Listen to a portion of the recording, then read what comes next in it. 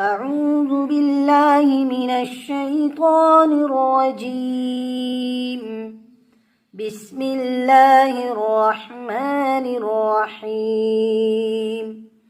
ولقد آتينا داود منا فضلا يا جبال أوبي معه والطير وألنا له الحديد أن اعمل سابغات وقدر في السرد واعملوا صالحا إني بما تعملون بصير.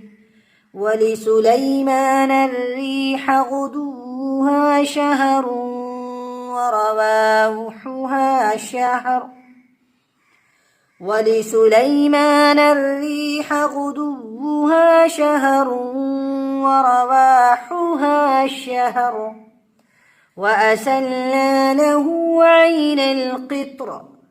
ومن الجن من يعمل بين يديه بإذن ربه ومن يزغ منهم عن أمرنا نذقه من عذاب السعير. يعملون له ما يشاء من محاريب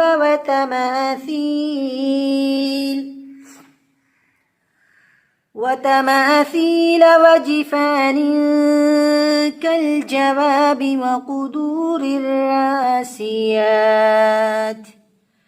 اعملوا آل داود شكرا وقليل من عبادي الشكور.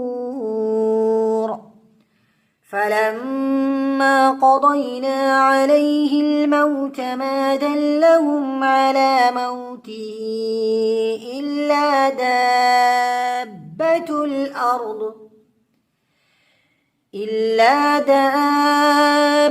الأرض تأكل من سأته. فلما خر تبينت الجن أن لو كانوا يعلمون الغيب ما لبثوا في العذاب المهين.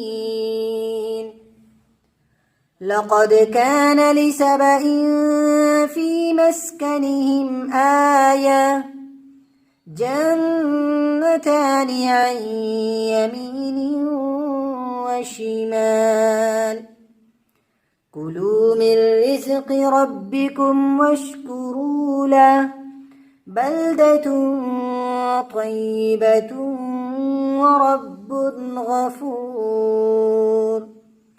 فأعرضوا فأرسلنا عليهم سيل العرم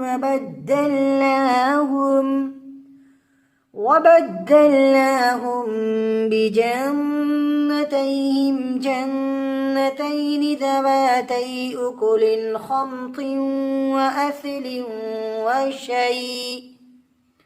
وشيء من سدر قليل. ذلك جزيناهم بما كفروا وهل نجازي إلا الكفور.